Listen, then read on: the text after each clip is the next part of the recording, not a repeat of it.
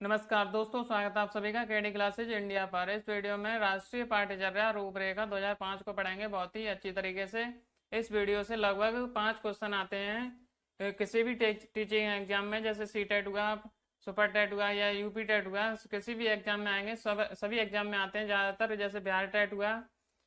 तो इसमें से क्या क्या पढ़ेंगे इसको देख लेते पहले।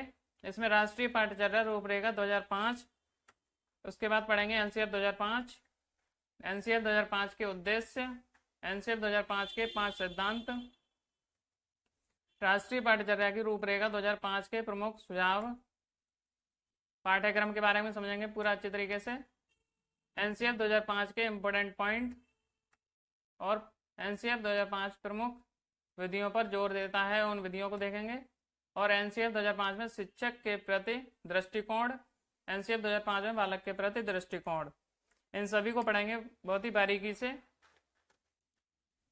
तो एनसीएफ का फुल फॉर्म क्या होता है? National curriculum framework. हिंदी में बोलेंगे तो राष्ट्रीय पाठ्यचर्या की रूपरेखा। एनसीएफ 2005 के अध्यक्ष कौन है? प्रोफेसर यशपाल। एनसीएफ 2005 के निदेशक कौन है? प्रोफेसर कृष्ण माथुर। और ये एनसीएफ होता क्या है? ये होता है शिक्षा के क्षेत्र में प्रमुख दस्तावेज। एक दस्तावेज होता है, उसको बोलते हैं एनसीएफ, शिक्षा के क्षेत्र में प्रमुख दस्तावेज। ये इंपोर्टेंट पॉइंट है, बहुत ही ज्यादा पूछा जाता है पेपर में। अब एनसीएफ 2005 के बारे में देख लेते हैं। ये एनसीएफ 2005 का ये पूरा दस्तावेज है। राष्ट्रीय पाठ्यचर्या की रूपरेखा 2005 एक ऐसा दस्तावेज है, ये लिखा है दस्तावेज। तो एनसीएफ क्या होता है? दस्तावेज होता है इस तरीके का, जिसमें ऐसे विषयों पर जो चर्चा की गई है कि बालकों को क्या और किस प्रकार से पढ़ाया जाना चाहिए। तो किस तरह से पढ़ाना है बच्चों को, छोटे छोटे बच्चों को, तो उसमें ये बताया गया है एनसीएफ में, दस्तावेज में। राष्ट्रीय पाठ्यचर्या की रूपरेखा 2005 की उत्पत्ति रविंद्रनाथ टैगोर के सभ्यता और प्रगति नामक निबंध से हुई है। तो राष्ट्रीय पाठ्यचर्या की रूपरेखा 2005 की उत्पत्ति किससे हुई है? रविंद्रनाथ टैगोर के सभ्यता और प्रगति निबंध से। अब इसमें एनसीएफ 2005 के उद्देश्य, एनसीएफ 2005 के उद्देश्य क्या क्या हैं इनको देख लेते हैं। बच्चों का सर्वांगीण विकास करना एवं उनकी स्कूली शिक्षा को बाहरी शिक्षा से जोड़ना। तो फर्स्ट पॉइंट में क्या है? बच्चों का सर्वांगीण विकास करना, इसका मतलब है पूरी अच्छी तरीके से उसका बच्चों का विकास करना। और स्कूल की जो शिक्षा होती है उनको, स्कूल की शिक्षा को बाहर की शिक्षा से जोड़ना, तो जिससे कि बच्चा अच्छी तरीके से सीख जाए। एनसीएफ 2005 बालक के मूल्यांकन के लिए सतत एवं व्यापक मूल्यांकन पर बल देती है। सतत एवं व्यापक मूल्यांकन का मतलब क्या है? सतत मतलब होता है कंटिन्यूअस, लगातार मूल्यांकन करना चाहिए। व्यापक मतलब बड़े स्तर पर भी करना चाहिए और छोटे स्तर पर भी। तो व्यापक मूल्यांकन, सतत एवं व्यापक मूल्यांकन। नवीन सोच, तर्क क्षमता, चिंतन आदि विकसित करना चाहिए। तो इसमें बच्चों का क्या क्या विकसित करना चाहिए? नवीन सोच, तर्क क्षमता और चिंतन, इन सभी को विकसित करना चाहिए एनसीएफ 2005 के अनुसार। थर्ड पॉइंट है एनसीएफ 2005 का अनुवाद संविधान की 8वीं अनुसूची में, 8वीं अनुसूची है में दी गई भाषाओं में भी किया गया है। तो जो संविधान की 8वीं अनुसूची में है, 8वीं अनुसूची में जितनी भाषाएं दी गई हैं उन सभी में अनुवाद किया गया है एनसीएफ 2005 का। एनसीएफ 2005 के 5 सिद्धांत। अब इन 5 सिद्धांत को देख लेते हैं। ज्ञान को बाहरी जीवन से जोड़ा जाए। फर्स्ट पॉइंट में क्या है? ज्ञान को बाहरी जीवन से जोड़ा जाए। तो जो स्कूल का ज्ञान होता है उसको बाहर के जीवन से जोड़ना है एनसीएफ 2005 के अनुसार। रटने की प्रणाली खत्म की जाए। तो जो बच्चे रटते हैं कि 2 एकम 2 2 दूनी 4, ये रटने की प्रणाली को खत्म किया जाए, उसको समझाया जाए कि किस तरह से याद करना है। तो रटना नहीं है, समझना है उनको। शिक्षा पाठ्य पुस्तक पर आधारित नहीं होना चाहिए। तो जैसे पाठ्य पुस्तक पढ़ाते रहते हैं उस पर आधारित नहीं होना चाहिए और उन बच्चों को आदर ज्ञान भी देना चाहिए। विद्यालय में दी जाने वाली शिक्षा को विभिन्न प्रकार की गतिविधियों से जोड़ा जाए। तो बच्चों के लिए जो स्कूल में खेल कराए जाते हैं उन उस शिक्षा के साथ शिक्षा देना चाहिए। विद्यालय में दी जाने वाली शिक्षा को गेम के साथ, जैसे बच्चे गेम के साथ जल्दी सीखते हैं। राष्ट्रीय महत्व बिंदु को पाठ्यक्रम में शामिल किया जाना चाहिए। जैसे राष्ट्रीय, नेशनल और इंटरनेशनल मुद्दे होते हैं उनको भी पाठ्यक्रम में शामिल कर लेना चाहिए, जैसे जो इम्पोर्टेंट हो उनके हिसाब से। तो एनसीएफ 2005 के सिद्धांत, 5 सिद्धांत हैं, ये बहुत ही इंपॉर्टेंट पॉइंट है। अब एनसीएफ 2005 का प्रमुख सूत्र, ये तो बहुत ही ज़्यादा पूछा जाता है। तो प्रमुख सूत्र क्या है इसका? बिना भार के अधिगम। तो जैसे छोटे छोटे बच्चों पर उनका बैग इतना भारी होता है कि बच्चों से भारी होता है, तो बिना भार के अधिगम, इसका मतलब क्या हुआ? तो उनका बैग को हल्का करना चाहिए जिससे कि उनके ऊपर ज़्यादा बोझ ना पड़े। तो बिना भार के अधिगम, या इंग्लिश में आएगा तो क्या आएगा? Learning without burden. तो एनसीएफ 2005 का प्रमुख सूत्र ये है, बहुत ही ज़्यादा पूछा जाता है, बिना भार के अधिगम या लर्निंग विदाउट बर्डन। अब इसके बारे में देख लेते हैं। एनसीएफ 2005 का निर्माण एनसीईआरटी द्वारा किया गया था। अब ये किसके द्वारा किया गया था एनसीएफ 2005 का निर्माण? एनसीईआरटी। एवं इसको पूर्ण करने का कार्य निदेशक प्रोफेसर कृष्ण कुमार के नेतृत्व में किया गया था। ये तो स्टार्टिंग में बता दिया था कि निदेशक कौन थे? प्रोफेसर कृष्ण कुमार। इसका प्रमुख लक्ष्य आत्मज्ञान अर्थात विद्यार्थियों को अलग अलग अनुभवों का अवसर देकर उन्हें स्वयं ज्ञान की प्राप्ति करनी होती है। तो आत्मज्ञान का मतलब होता है आत्मज्ञान कि बच्चे खुद करके सीखते हैं, उसको बोलते हैं आत्मज्ञान। उनके द्वारा, जैसे कोई टीचर सिखाता है तो वो कम समझ में आएगा, और अगर बच्चा खुद करके सीखेगा तो उसको बोलेंगे आत्मज्ञान, अपने द्वारा ज्ञान प्राप्त हुआ है उसको। तो उस पर जोर दिया गया है, ना कि टीचरों द्वारा सिखाया गया पर। तो आत्मज्ञान अर्थात विद्यार्थियों को अलग अलग अनुभवों का अवसर देकर उन्हें स्वयं ज्ञान की प्राप्ति करनी होती है। अब नेक्स्ट है राष्ट्रीय पाठ्यचर्या की रूपरेखा 2005 के प्रमुख सुझाव। अब सुझाव क्या है? सुझाव को देख लेते हैं पहले। बालक सक्रिय है। तो बालक सक्रिय है, इसका मतलब क्या है? बालक अपने आप काम करता रहता है कुछ ना कुछ, तो बालक सक्रिय होता है। सक्रिय मतलब काम करता रहता है। वह स्वयं से जाने और सीखे और नई नई चीजों को आजमाए, जोड़ तोड़ करे, गलतियां करे और स्वयं सुधार करे। जैसे ये बच्चे दोनों कर रहे हैं, ये कुछ खेल खेल रहे हैं, तो इसमें बच्चे खुद स्वयं गलतियां करेंगे और उससे सीखेंगे कैसे करना है। तो इससे क्या होगा? वो खुद आजमाएंगे, जोड़ तोड़ करेंगे, गलतियां करेंगे, उसके बाद सीखेंगे स्वयं।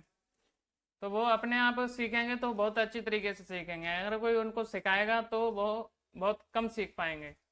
तो इसमें यही बताया गया राष्ट्रीय पाठ्यचर्या की रूपरेखा 2005 के प्रमुख सुझाव में। सुझाव यही दिए गए हैं कि अपने आप आजमाए, जोड़ तोड़ करे, गलतियां करे और स्वयं सुधार करे। ये इंपोर्टेंट पॉइंट है इसमें। नेक्स्ट है सीखना सक्रिय व सामाजिक प्रक्रिया है। कैसी प्रक्रिया है सीखना? सक्रिय और सामाजिक। जैसे ये दोनों बच्चे खेल रहे हैं और ये सक्रिय हैं, काम कर रहे हैं कुछ, तो इसमें ये तो सक्रिय हो गई। सामाजिक कैसी होगी? जैसे समाज में होती है जो क्रियाएं, तो उनको बोलते हैं सामाजिक प्रक्रिया। तो सीखना कैसी प्रक्रिया है? सक्रिय और सामाजिक। सीखने में यांत्रिकता का मतलब क्या होता है? बार बार नहीं होनी चाहिए। जैसे किसी टीचर ने बच्चे को आज कोई चैप्टर पढ़ाया और अगले दिन वही चैप्टर दोबारा पढ़ा दिया, तो वो होता है यांत्रिकता, बार बार उसी को पढ़ाना। तो ये नहीं होना चाहिए, उसको अगले दिन कुछ दूसरा पढ़ाना चाहिए। तो सीखने में यांत्रिकता नहीं होनी चाहिए। सीखने को डर और अनुशासन के बजाय आनंद एवं संतोष से जोड़ा जाए। तो बच्चों को डराना धमकाना नहीं चाहिए, उसको आनंद और संतोष के साथ पढ़ाना चाहिए। अगर बच्चे डरेंगे तो कैसे पढ़ेंगे? तो उन्हें आनंद और संतोष के साथ पढ़ाना चाहिए। बालक को स्कूल, घर, समुदाय आदि सब जगह महत्वपूर्ण माना जाए। और उसकी भाषा संस्कृति को भी सम्मान दिया जाए। जैसे बालक को स्कूल, घर, समुदाय आदि सब जगह महत्वपूर्ण माना जाए। अगर बच्चे को महत्वपूर्ण मानेंगे तो वो समझेगा कि हमारी कुछ वैल्यू है समाज में, तो वो अच्छी तरह से काम करेगा, पढ़ेगा भी, सब कुछ करेगा, अच्छी तरह से करेगा। अगर उसका कोई महत्वपूर्ण मानेगा नहीं तो वो उतनी अच्छी मन से नहीं कर पाएगा। और उसकी भाषा संस्कृति को भी सम्मान दिया जाए। अगर उसको सम्मान देंगे, उसकी भाषा को और संस्कृति को, तो वो ज़्यादा कुछ कर सकता है। नेक्स्ट पॉइंट है, प्राथमिक स्तर पर पाठचर्या की सभी गतिविधि में भाषा व गणित का महत्वपूर्ण स्थान माना जाए। प्राथमिक स्तर पर पाठचर्या की सभी गतिविधि में भाषा और गणित का, जैसे भाषा, कोई बच्चा कोई भाषा बोलता है, उर्दू, हिंदी, जो कुछ भी बोलता है, तो उसको महत्वपूर्ण माना जाए। और उसके गणित को, वो किस तरह से कैलकुलेशन करता है, तो उसको महत्वपूर्ण माना जाए प्राथमिक स्तर पर। बहुभाषिक कक्षा शिक्षण 3 विधियों की वकालत करती है। 3 विधियों अर्थात त्रिभाषा सूत्र। जैसे उसकी एक भाषा हो गई, एक हिंदी, एक इंग्लिश, तो ये 3 भाषा होंगी। तो बहुभाषिक कक्षा शिक्षण में 3 भाषाओं की वकालत करता है। इससे भाषा के 4 कौशल की बात की है इसमें एनसीएफ में, जैसे सुनना, बोलना, पढ़ना और लिखना। ये बहुत ही इंपॉर्टेंट पॉइंट है, सुनना, बोलना, पढ़ना और लिखना। ये क्वेश्चन में पूछा जाता है बहुत ही ज्यादा, सुनना, बोलना, पढ़ना, लिखना।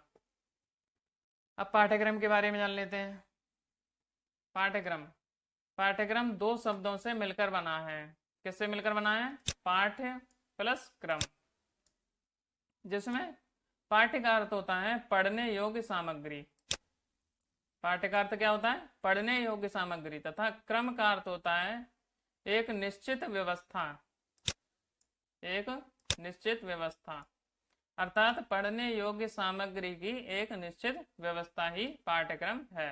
ये पूरी डेफिनेशन हो गई एक तरीके से, पढ़ने योग्य सामग्री की एक निश्चित व्यवस्था ही पाठ्यक्रम है। नेक्स्ट देख लेते हैं आगे क्या है। पाठ्यक्रम अंग्रेजी भाषा की करिकुलम शब्द से बना है। ये किससे बना है? पाठ्यक्रम अंग्रेजी शब्द की करिकुलम शब्द से बना है। तथा करिकुलम शब्द लैटिन भाषा कुर्रेर से शब्द से बना है। कुर्रेर, ये कुर्रेर होता है, तो लैटिन भाषा कुर्रेर शब्द से बना है, जिसका अर्थ होता है दौड़ का मैदान।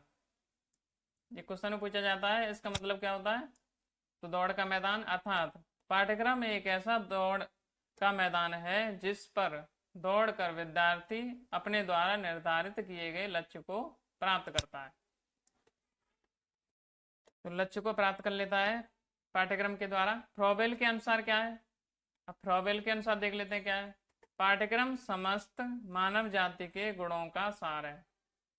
जो फ्रॉबेल ने डेफिनेशन दी है, तो इनके अनुसार क्या है? पाठ्यक्रम समस्त मानव जाति के गुणों का सार है। एनसीएफ 2005 के इंपोर्टेंट पॉइंट। अब इंपोर्टेंट पॉइंट देख लेते हैं। विद्यार्थियों को रटने से मुक्त कराया जाए। इसमें एनसीएफ में बताया गया है कि बच्चों को रटना नहीं है, उनको समझना है, जिससे उनका चहुमुखी विकास हो सके। इसका मतलब है कि संपूर्ण विकास हो सके बच्चों का। रटने पर जोर नहीं दिया जाना चाहिए, उनको समझने पर जोर दिया जाना चाहिए बच्चों को। शिक्षा बाल केंद्रित हो। शिक्षा कैसी हो? बाल केंद्रित। बाल केंद्रित मतलब होता है बालक के अनुसार। शिक्षा होनी चाहिए बालक के अनुसार, ना कि टीचर के अनुसार। अगर बालक के अनुसार होगी तो बालक अच्छी तरीके से समझेगा। अगर टीचर के अनुसार होगी तो टीचर अपनी तरीके से बनाएंगे और टीचर ये समझेंगे कि हम समझ रहे हैं तो बच्चे भी समझ जाएंगे। तो इसमें बहुत दिक्कत आ सकती है, क्योंकि टीचर तो समझ जाएंगे और बालक नहीं समझ पाएंगे। तो इसमें कैसी शिक्षा होनी चाहिए? बाल केंद्रित होनी चाहिए। पाठ्यक्रम ज़्यादा से ज़्यादा व्यवहारिक होना चाहिए। ये भी इम्पोर्टेंट पॉइंट है, व्यावहारिक। तो पाठ्यक्रम कैसा होना चाहिए? व्यवहारिक, जो व्यवहार में आजकल की रोजमर्रा जिंदगी में यूज हो सके। राष्ट्रीय पाठ्यचर्या की रूपरेखा 2005 के अनुसार भाषा बच्चे की मातृभाषा होगी। तो जैसे स्कूल में कोई बच्चा जाता है तो उसकी भाषा क्या होगी, मातृभाषा होनी चाहिए, जिससे बच्चा स्कूल में कनेक्ट कर सके अपनी भाषा को। शिक्षण सूत्र ज्ञात से अज्ञात एवं मूर्त से अमूर्त की ओर होगा होना चाहिए। तो शिक्षण सूत्र कैसा होना चाहिए, ज्ञात से अज्ञात।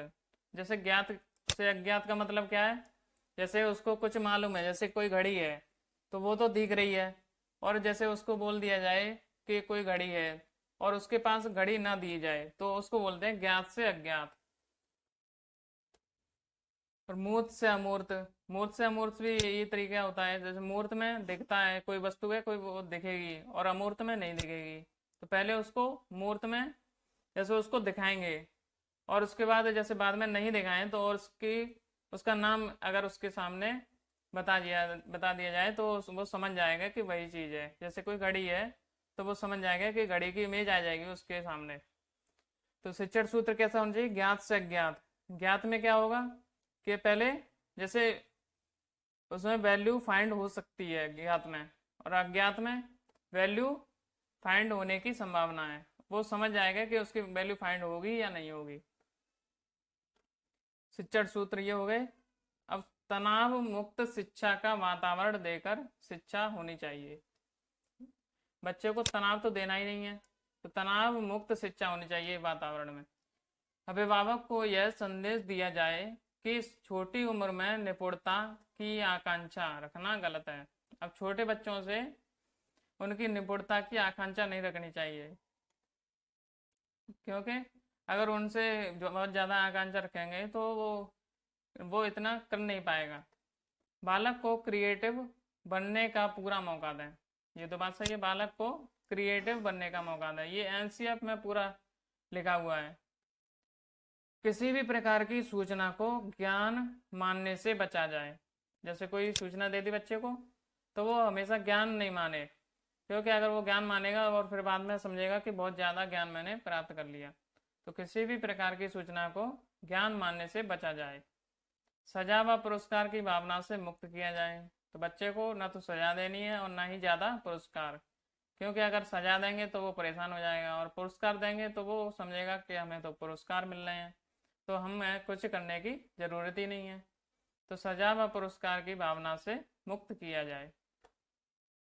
सह शैक्षिक गतिविधियों में बच्चों के अभिभावकों को भी जोड़ा जाए। तो जैसे बच्चों की गतिविधि होती है, जैसे क्रिकेट हुआ और कोई गेम हुआ, तो उसमें बच्चों के शिक्षकों को भी अगर बुलाया जाए तो वो बच्चे अच्छी तरीके से खेलेंगे, क्योंकि वो समझेंगे कि अपने माता पिता भी आए हैं, वो देख रहे हैं। तो सह शैक्षिक गतिविधियों में बच्चों के अभिभावकों को भी जोड़ा जाए और उनके साथ भी खेला जाए, तो बहुत ही अच्छी तरीके से समझेंगे बच्चे कैसे खेलना है, किस तरह से। विशाल पाठ्यक्रम व मोटी किताबें शिक्षा प्रणाली की असफलता का प्रतीक है। तो विशाल पाठ्यक्रम, इसका मतलब बहुत ज़्यादा पाठ्यक्रम, जिस विशाल पाठ्यक्रम होगा तो बच्चे इतने ज़्यादा पढ़ ही नहीं पाएंगे। वह मोटी किताबें नहीं होनी चाहिए, पतली किताब होनी चाहिए थोड़ी सी, शिक्षा प्रणाली की असफलता का प्रतीक है। तो जिससे असफलता हो सकती है शिक्षा में, क्योंकि बच्चे ज़्यादा मोटी किताब देखकर पढ़ना ही बंद कर देंगे। सभी विद्यार्थियों हेतु समावेशी वातावरण तैयार करना चाहिए। समावेशी वातावरण का मतलब है सभी बच्चे एक साथ पढ़ें। तो सभी विद्यार्थियों हेतु समावेशी वातावरण, सबको एक जैसा पढ़ाना चाहिए और सबको एक साथ। तो इसका मतलब है समावेशी वातावरण का मतलब। नेक्स्ट है एनसीएफ 2005 5 विधियों पर जोर देता है। इसमें कौन सी विधि है, करके सीखना। तो एनसीएफ 2005 में लिखा है पहले करना है उसके बाद सीखना है, करके सीखना है खुद को। लर्निंग बाय डूइंग, ये बहुत ही ज़्यादा इंपॉर्टेंट पॉइंट है। फर्स्ट पॉइंट, 5 विधि हैं, इसमें पहली विधि बहुत ही ज़्यादा इंपॉर्टेंट है। इंग्लिश में भी कभी कभी पूछ लेते हैं, लर्निंग बाय डूइंग या करके सीखना। और सेकंड पॉइंट है निरीक्षण विधि, ऑब्जर्वेशन मेथड। ये पांचों विधि मालूम होनी चाहिए कौन सी विधि है, लेकिन करके सीखना ये बहुत ही ज़्यादा इंपॉर्टेंट है। तो निरीक्षण विधि, परीक्षण विधि, परीक्षण कौन सी है, टेस्ट मेथड। सामूहिक विधि, कलेक्टिव मेथड। इंग्लिश में भी कभी कभी पूछ लेते हैं, मिश्रित विधि, मिक्स्ड मेथड। नेक्स्ट है एनसीएफ 2005 में शिक्षक के प्रति दृष्टिकोण। शिक्षक ज्ञान का स्रोत नहीं है, केवल सुगम करता है, जो चीजों को सरल करके बताएगा। तो शिक्षक में इतनी ज़्यादा नॉलेज नहीं है, मतलब शिक्षक में नॉलेज तो है लेकिन सारी नॉलेज बच्चों के लिए नहीं है। शिक्षक केवल ज्ञान का स्रोत है, केवल सुगम करता, शिक्षक ज्ञान का स्रोत नहीं है, इतनी ज़्यादा नॉलेज नहीं है, केवल सुगम करता है, वो बता सकता है कि कैसे पढ़ना है, किस तरीके से। तो इसमें क्या बोला है एनसीएफ में, शिक्षक ज्ञान का स्रोत है नहीं है, केवल सुगम करता है, मतलब सरल करके बता सकता है, ना कि उसको पूरा अच्छे तरीके से समझा सकता है। अच्छी तरीके से सुगम करता मतलब समझा सकता है, ना कि याद करा सकता है, जो चीजों को सरल करके बताएगा, सरल करके बता सकता है। एनसीएफ 2005 में लिखा हुआ है। एनसीएफ 2005 में बालक के प्रति दृष्टिकोण, अब लास्ट पॉइंट है ये। एनसीएफ 2005 में बालक के प्रति दृष्टिकोण, प्रत्येक बच्चों में सीखने की गति अलग अलग होती है, तो हर एक बच्चे में करिकुलम भी अलग होगा। शिक्षक को चाहिए कि वह बच्चों को अपने हिसाब से सीखने का मौका दें। तो बच्चे को अपनी तरीके से समझना चाहिए, ना कि टीचर के हिसाब से। अगर बच्चा अपनी तरीके से समझेगा तो वो अच्छे समझ में आएगा उसको, अगर टीचर के हिसाब से समझेगा तो वो कम समझ पाएगा। तो इसमें एनसीएफ 2005 में यही बोला है कि प्रत्येक बच्चे में सीखने की गति अलग होती है, प्रत्येक बच्चा अलग अलग तरीके से सीख सकता है, और हर एक बच्चे में करिकुलम की अलग होना चाहिए, करिकुलम अलग अलग होना चाहिए। शिक्षक को चाहिए कि वह बच्चों को अपने हिसाब से सीखने का मौका दें, तो अपने हिसाब से सीखने का मौका दें। तो इतना ही है एनसीएफ 2005 में। क्या क्या पढ़ा है इस वीडियो में पूरे में देख लेते हैं। एनसीएफ 2005 में बालक के प्रति दृष्टिकोण, एनसीएफ 2005 में 5 विधियों पर जोर देता है, इसमें 5 विधि हैं, और इसमें एनसीएफ 2005 के इम्पोर्टेंट पॉइंट पढ़े, और इसमें पाठ्यक्रम के बारे में जाना। राष्ट्रीय पाठ्यचर्या की रूपरेखा 2005 के प्रमुख सुझाव देखे हमने, और इसमें ये दिया है एनसीएफ 2005 का सूत्र, बिना भार के अधिगम या लर्निंग विदाउट बर्डन। एनसीएफ 2005 के 5 सिद्धांत, एनसीएफ 2005 के उद्देश्य, एनसीएफ 2005 का ये दस्तावेज के बारे में, राष्ट्रीय पाठ्यचर्या रूपरेखा 2005 इसके बारे में जाना। तो इस वीडियो से लगभग 5 क्वेश्चन आते हैं, लगभग यूपी टेट में और सी टेट में और सुपर टेट में, और किसी भी टीचिंग एग्जाम में सभी में आते हैं इस वीडियो से। तो अगर वीडियो अच्छी लगी हो तो लाइक कर दीजिए और चैनल को सब्सक्राइब कर दीजिए, अपने दोस्तों के साथ शेयर कर दीजिए। वीडियो देखने के लिए बहुत बहुत धन्यवाद।